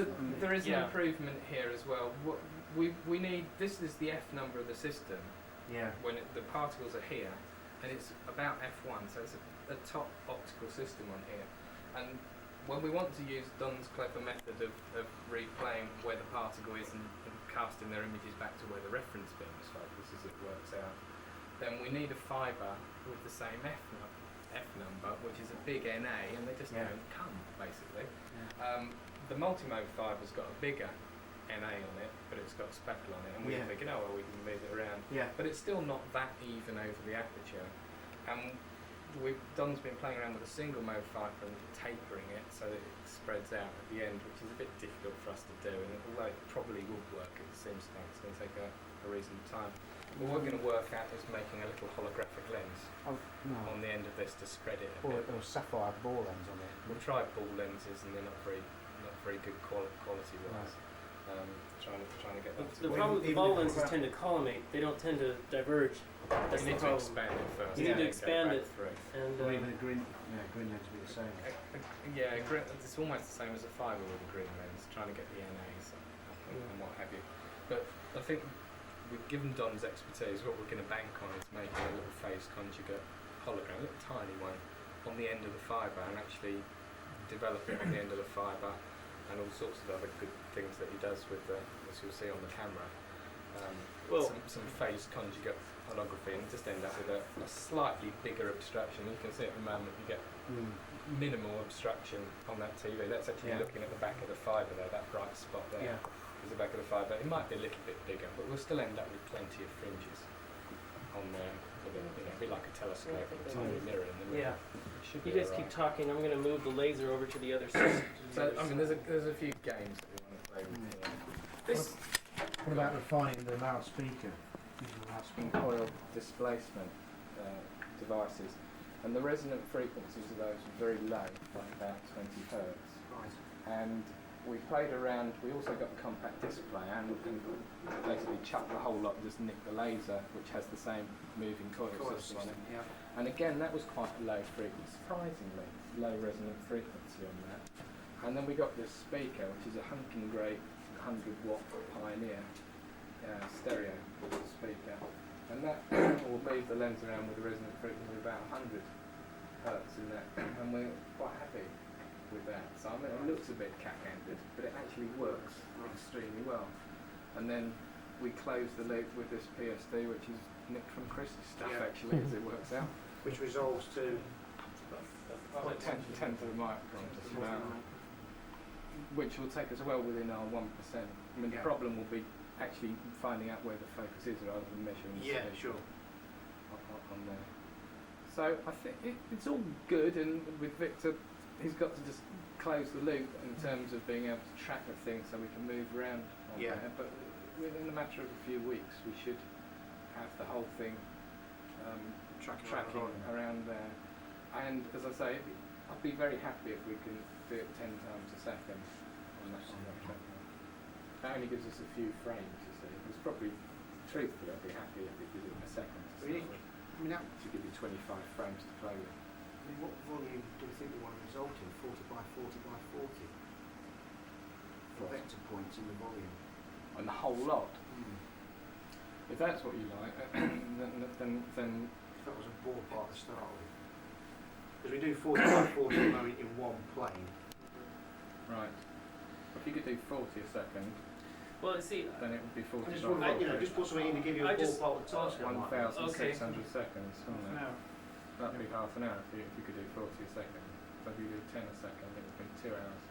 well, see, the thing is, It's all I right. just feel like we put a lot of investment in this. If we put a little more investment and get the smart camera, then we can use a better SLM that we've already bought for $3,000, which we're not using. And we can go at video frame rates. We can get the three-dimensional measurement at certainly 20 measurements per second. I agree with Don that he's coming from Illinois, and in Illinois they're doing 100 a second for their stereoscopic work, which I don't think is as robust as this is why we're doing this. He's doing 100 a second with their supercomputer, and I agree. I mean, to get well, your one was 100 by 100 by 100, wasn't it? A million vectors. Well, no, it's about 400,000. 400, half a million vectors out of that thing, and you do want something that's going to lick along. Yeah. For And that even sort then, of it thing. took 10 hours. And I agree with Don. My main emphasis is to get it going, but if we want to transfer this, we ought to seriously look at saying, well, we'll upgrade that part, which is the frame grabbing part. Maybe not with a smart camera, maybe with one of these Dowser CCDs. Yeah. Just to get the thing a bit faster. As well, Because that, you just look at the area you want and you slowly move the Absolutely. area. This CID, is it? Well, that's what SID? That's the CID camera I thought we were on about to start with. You said smart camera. The smart camera's one even more Rolls-Royce where the processor's sitting on the side. Because that's what Mark's been using, isn't it? For a similar sort of thing to find the optimum peak. Has he? He did email me and say, look at these CID cameras. It's a kind of CID camera. But if you're going to use those for another thing, I don't know, it's just what I heard. Charge injection. It's not a CCD, it's It's charge injection device. It is yeah. charge Isn't injection. charge injection the same as a CCD? No. It's just a CCD without the photodiode array next to it. It's my understanding of what they were. Maybe I'm wrong. don't know. But the point is on this one, if you're going to invest in that technology, clearly the simple thing to do is to use the same if it's appropriate to this. Yeah. And we'll be happy doing that, but our drive is to prove the principle at the moment, even if it's one vector a second. Absolutely. I was going to say, if you just set a ballpark, say 40 by 40, by, 40 cubed, Yeah. and if it's 2 hours, and fair enough, I mean, 6 years ago we thought 2 hours for the 2D thing was alright. Now we're going to get 3D. 3D, if you see what I mean, in a volume. Yeah. Bloody hell, 2 hours is like nothing to do it. I don't know. I just say I feel like I spent a little bit of time looking at the different possibilities, and I just feel the smart camera is the best approach. I mean, I've looked at the high-speed video cameras, and you still have to chuck the data down to to the computer and rely on the computer. Right. So Can we talk about this? let's talk about this. This is how you make the thing. That's right. So when you this is the actual kit. Just this bit right here. Not this stuff around here is used to make this. Okay, but there's actually. Why? Yeah, go ahead. Well, you have to undo the magnet first, Jeremy. Right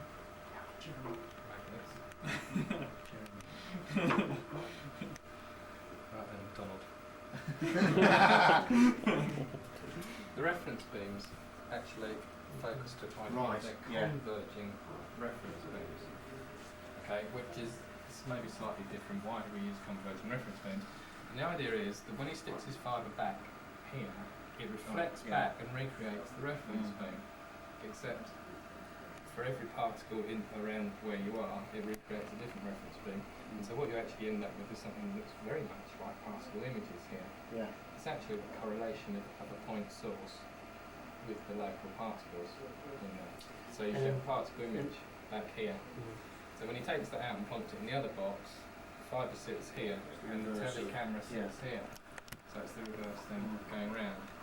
So the principal things are that we make a reflection hologram, and also we replay it in a funny way. We replay it with the object beam and recreate the reference beam, which is the funny old pass about face thing that Don's built his career on, actually, to be honest.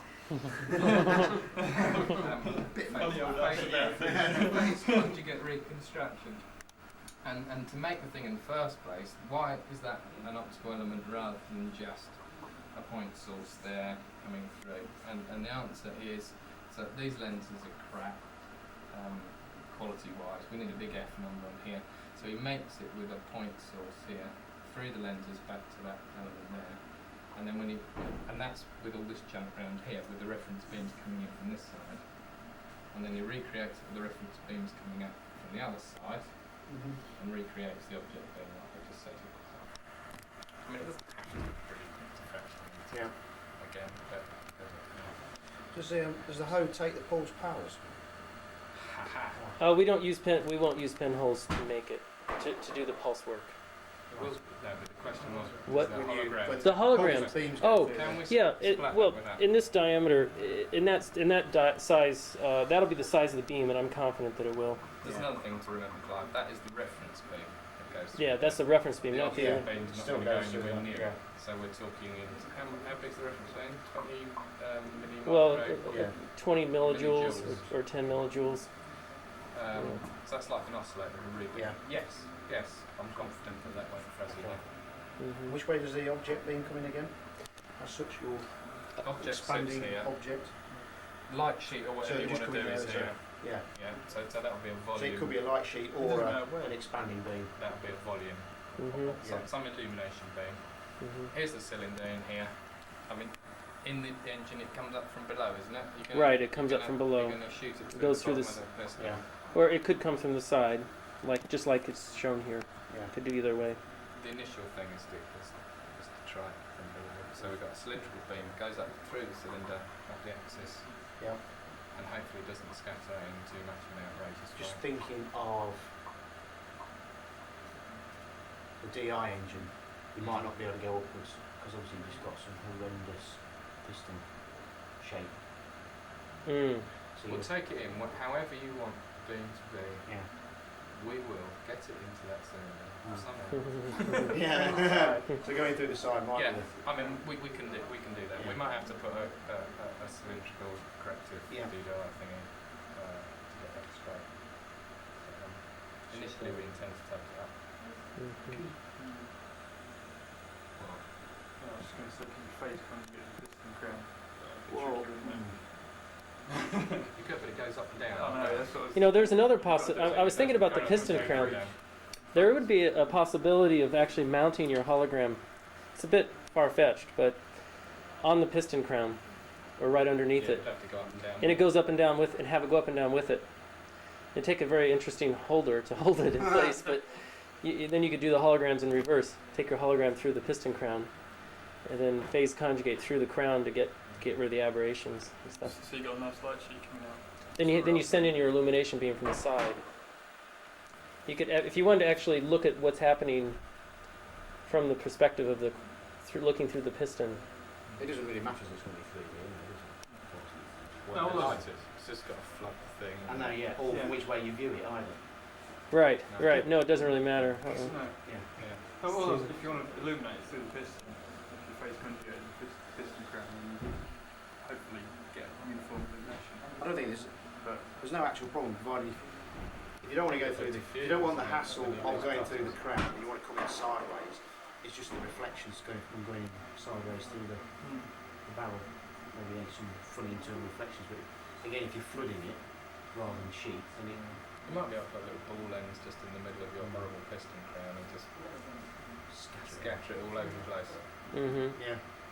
Mm-hmm. I don't know if you're full of too many facts on this one, but a lot of this boils around these things here, which this is stainless steel, and what he does is he makes the hologram and in the plate takes the whole lump of metal out and develops it and then bonks it back in the same place. See, So this just comes out like this.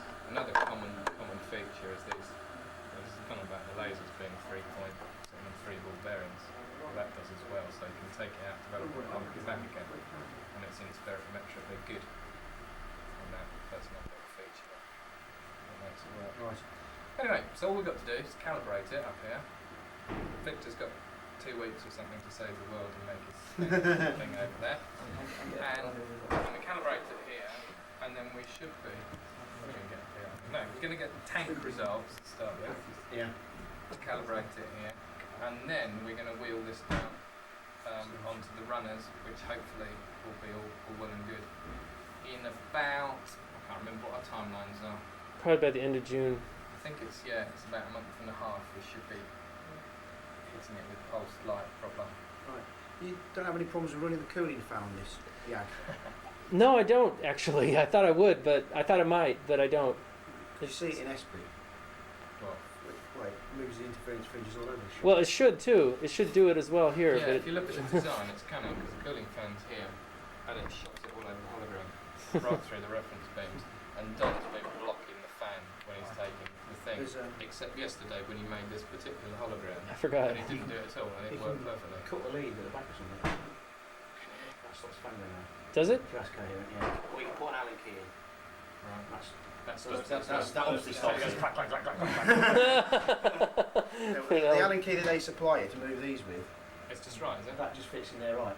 Right. That's what they told me. And how long does it work until it explodes? Provided it's on a sink, you're fine. Is it? It's Right. on our Yeah. minute, It only needs to be running Oh, round it's if you're in cost. Arizona, outdoors basically. Oh, right. This is second hand. You've probably borrowed this one, Clive. Probably.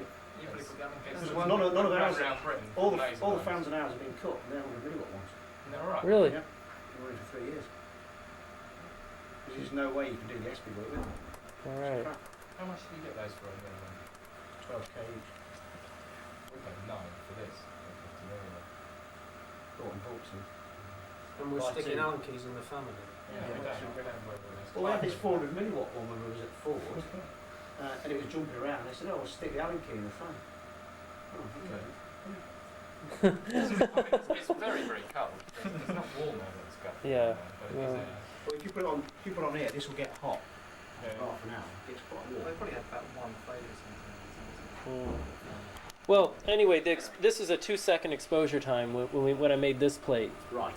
and it And seems a single beam operating a single line of path. it's not a single beam. It has a beam splitter right here, so it You does. look like a Yeah. single beam going through. Oh, it's a single beam there. Yes, yes, Get yes. the It's density. not a volume. Yeah. No. Yeah. What about the plates? Because there's all this scam about, are we going to get holographic plates? They're not making them. apparently. They have given up making them, but we've stockpiled a few. What do we do then? God Well, knows. yeah.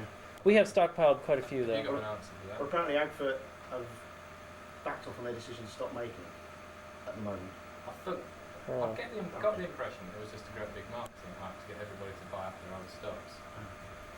That's my feeling, and then just start making it again as soon as they get their stock. Yeah. So fingers crossed it'll be alright. Okay. We've got enough to continue with this work. That's for sure. Yeah.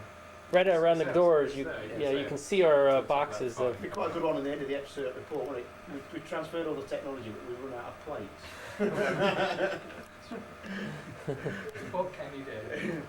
Yeah. I mean, Kodak still make reasonable plates, don't they? Oh, I'm not sure. You don't like it? I haven't made hologram for 10 years. I don't have a comment. I've never used them. I don't know. I'm not sure if the Kodak doesn't make holographic plates anymore. I thought that's what I heard. Spectroscopic plates. Making the hologram plates is just dead simple with black and white sort of photographic type stuff. It's two chemicals. as It's well. literally it's just developer and bleach. Yeah. That's all there is. You can even see very them there. simple. They're horrible. Yeah, you can. There was a Well, I there's remember you doing it years and years Point. ago, but it's that long since, so I don't actually know. yeah. So, okay. Well, yeah, it is very important which ones you P76 use, but and P90. fortunately I figured that out, so you don't have to. Okay. Yeah. So, Yeah. figure it out. Yes. Brilliant. Okay. Okay. Excellent. Can we go back to the meeting then?